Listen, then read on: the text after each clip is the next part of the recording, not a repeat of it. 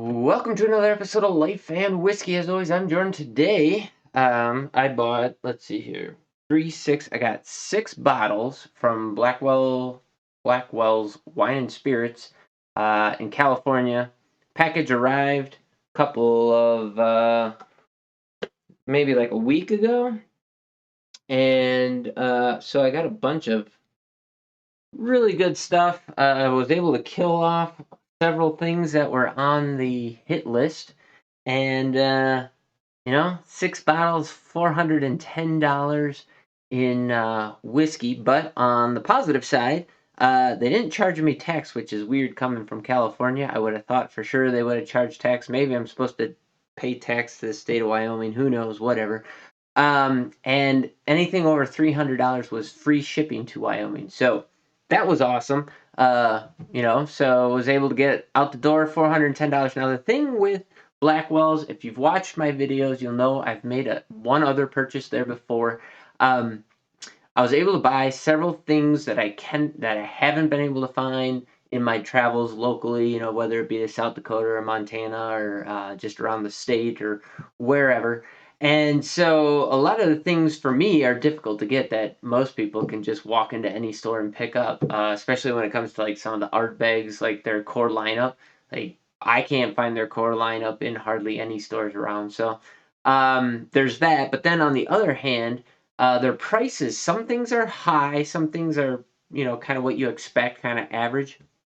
I haven't seen anything like cheap coming from there, but on the same token, I have like the bottles that I've purchased that I've wanted to purchase have not been so outrageous that I felt like I had been taken advantage of. So, the first bottle we're gonna do here, if you're gonna watch these videos back to back, you're gonna see that we're gonna run through, I think, the bourbons today. We're gonna start with this Redwood Empire. Now, if you watch the Bourbon Junkies, Dan and Sean, they kind of rave about this. In particular, Dan's a huge fan of that. Um, and this is my first bottle of it. Now, I have seen Redwood Empire over in South Dakota before. I want to say it was like $55 or something like that, which when I was watching Dan and Sean, they're like, hey, it's only, $35 or something like that. And so I held off buying it, just because I didn't want to overpay by that much. And so on Blackwell's website, they were having this was on sale. So a normal price for their, I don't know what you want to call it, their standard series they have, and I forget the names, but they have a bourbon, a rye, and then this is, I guess, technically like an American whiskey. It's a Bourye. It's a combination of, let's read it here. It's blend of straight rye whiskey and straight bourbon whiskey, aged at least 3 years. Um, Aging our barrels in the temperate climate, yada yada yada, blah blah blah. So technically, you call this a Bourye, I guess, if you want, but because Bourye is not an actual TTB category, you can call it American whiskey. Um, and so this one, I think, is Dan's favorite. This Lost Monarch, this Bourye. And I have to say, if all Bourye's tasted like this, now I have not had the High West Bourye yet, but if it tastes like this or similar to this, I might have to buy a bottle of it. Although this was on sale at Blackwell's for $35, on sale from $45. Same with their bourbon and their rye were both $35 as well. However, I did not purchase those because when I first filled my cart, I had like $700 in whiskey, and then my wife had to talk me down from the ledge a little bit. So we ended up with just this one, and I'm glad we did. It is fantastic. We'll get into it here. So $35, Blackwell's Wine and Spirits in California. You can find them online. It looks like they ship to most places in the lower 48. So definitely check them out. It's been the easiest way that I have found, especially because it was free shipping over a certain price, to start crossing things off my hit list that I am not able to find other places for a reasonable amount of money, right? Especially if you start, like, it's great if we're out driving around on vacation somewhere and we pick up something new, but we have driven to other places in Wyoming specifically to go try and find whiskey, or to South Dakota or whatever. We go to Deadwood and try and hit up a couple of whiskey liquor stores on the way there. So, you add in fuel and whatever else, plus out-of-state taxes and whatever else, and eventually it all kind of ends up being about the same. So, um, there you go. That's what we got here. So let's get into this bottle. It's, like I said, a blend of straight rye and straight bourbon. So now, again, it's been a long time since we've talked about regulations and naming protocols and things like that. So when it comes to bourbon or rye, in order to be a straight rye or a straight bourbon, it has to be aged a minimum of 2 years, and if it does not have an age statement on the bottle, then it needs to be at least 4 years old. So an NAS, a non-age statement whiskey, needs to be a minimum of 4 years.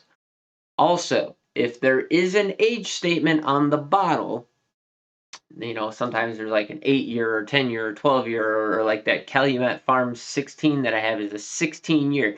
That means of all the barrels that they've blended together to make that flavor profile, the youngest barrel in the group can be no younger than the age statement on the bottle. So oftentimes you'll hear people talk about, like, say, Knob Creek or something like that.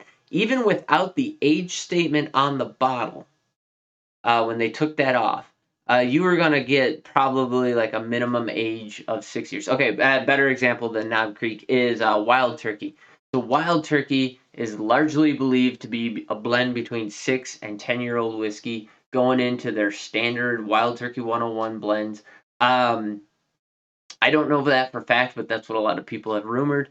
And it seems probable considering the flavor profile that comes out of Wild Turkey. So, as I said, so here, this qualifies as an age statement where it says aged at least 3 years. So that is our qualifying age statement. So we have two straight whiskeys, a minimum of 2 years old, being blended together to create this product. And it's age stated at least 3 years old. And so there you go. That's why that's on there. And from there, we'll get into it. So on the nose, it's very soft. Sorry. Let's get a proof on this too. Ringing in at, is that 45? 45% ABV, so 90 proof.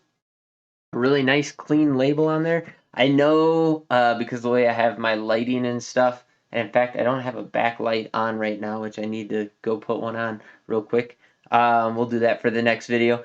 You'll probably see that this label is probably washing out a little bit. It's a little bit bright, so it's probably a little bit difficult to see, and I apologize for that. I'm still, 200 and something videos in, and I still suck at this whole audio-visual thing. I'm getting a honey, a very nice, bright, floral honey. You get a little bit of that herbal mintiness from the rye on, like, kind of the back end of the nose.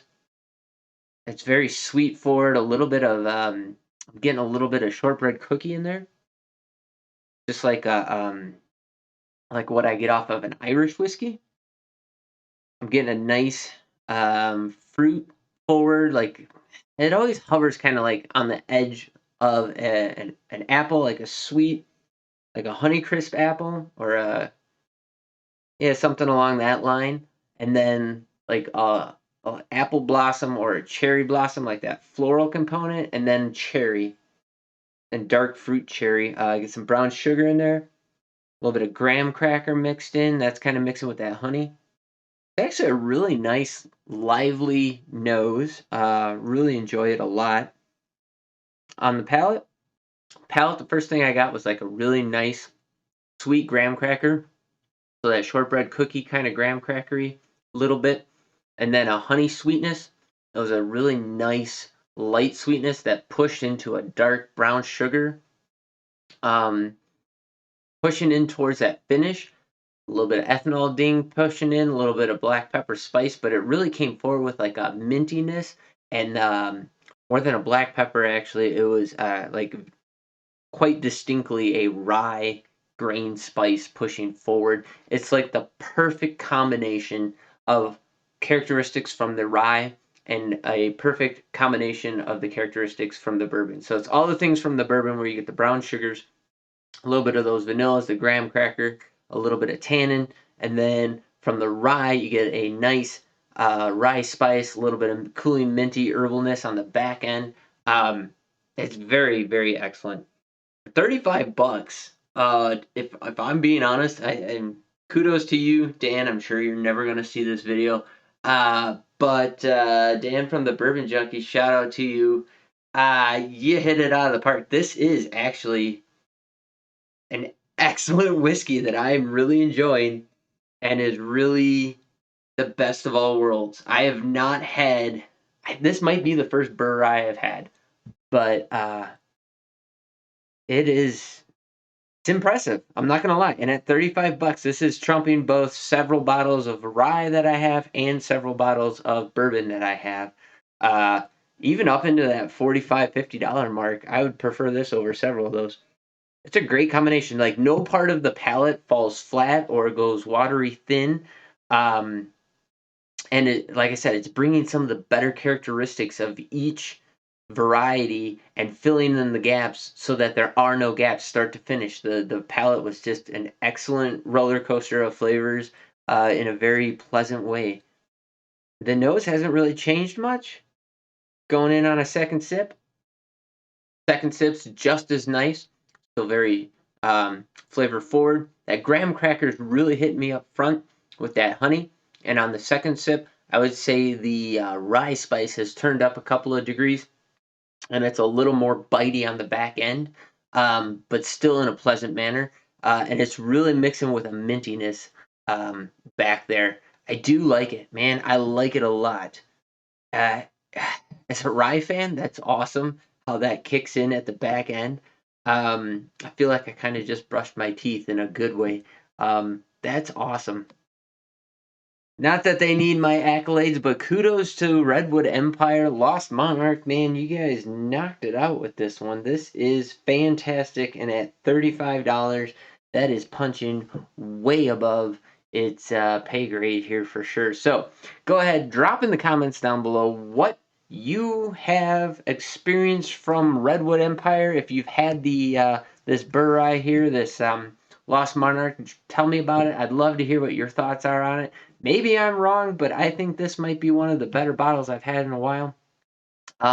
Check it out if you haven't already. I think it's totally worth spending 30, 35, maybe even $40 if you're finding something at that price range that you're already a fan of. Go ahead and give this a try. I don't believe you'll be disappointed, whether you're a rye fan or a bourbon fan. I think that there's enough in this bottle that everybody will be satisfied and quite content with their purchase. And yeah, I would love to hear what you guys have to say about it. So drop that down in the comments down below. Also, drop in the comments what you can find a bottle for in your area. It's been a long time since I've said that in a video, but as always, throw it down in the comments. I'd love for people to be able to kind of have a general guideline of what prices to be expecting as they're traveling around the country. Um, and I know I only got a handful of subscribers on YouTube. I got 200 and something, and on BitChute I got 100 and something. Thank you to all of you who have subscribed or who have commented. I do try and reply back to the comments that I do get. But like I've said from the beginning, my whole goal with this Life and Whiskey channel is to be able to help people spend their money more wisely so that they're not falling on bottles and paying lots of money for bottles that they don't really appreciate. And also, it looks like it's about to hit the fan around the world. This is May 11th, 2023. If you're watching this on YouTube, you might not actually be watching this because this probably isn't going to come out till 2025 at this point, maybe even 2026. I have no idea. But if you are watching it, jump over to BitChute. I drop videos Wednesdays and Saturdays on there, and videos are keeping up pretty quick. Like right now, today is Thursday, so Saturday I'll release a video, and I think I have one more after that, and then I'll be out of video. So this video will probably be dropping on BitChute on next Saturday. So Saturday the 19th maybe? No, 20th, something like that. So May Saturday the 20th, somewhere around there, 2023. And all these videos will just kind of keep going. So I'm pretty up to speed on those. And then this is probably the last purchase I'm going to be making for a while, other than like a bottle here and a bottle there. So I'll get back to like my distillery comparison videos and maybe a little bit of other content regarding um, different whiskeys and stuff, and maybe do some comparison videos and things like that. I'm going to start to taper down my purchasing of whiskey at this point. I do have a pretty solid collection. So we're going to start to tamper that down a little bit, because it's all coming out of our pocket, and it looks like the world's falling apart as US dollar is starting to lose its value. Hopefully you're taking precautionary measures. You are safeguarding your money that's in the banks that are failing, and your 401ks and retirement plans. As although the stock market's not falling apart yet, I personally do believe that there is a good indication that the stock market is going to absolutely get destroyed this year, especially this summer, in the next couple of months. The Fed coins already on the books for July, which is coming right around the corner. So if you haven't paid attention to any of that stuff, if you have no idea what the hell I'm talking about, go ahead, start looking up some stuff on that. There's a lot of conspiracies and other things out there that may be true, may not be true. At this point, I'm not taking anything off the table, but one thing is certain: inflation's up, price of whiskey's up, and spring weather is hitting the U.S. Agriculture sector, and it looks like World War is hitting the world. So brace yourselves for impacts, stock up, and make sure whiskey is some of your provisions that you are checking out and taking note of. So if you can find it now, if you like it now, buy it now, because you either won't get it due to supply chain issues, war, monetary issues, and no matter what happens in the coming years, if none of that comes to fruition, one guarantee is it's definitely going to cost you more in the next couple of years. So get it now, and maybe you'll save a couple of bucks. So there you go. You guys have yourselves a great day. Thanks for watching. Stay tuned for the next video. We're going to get into Woodinville next, I do believe.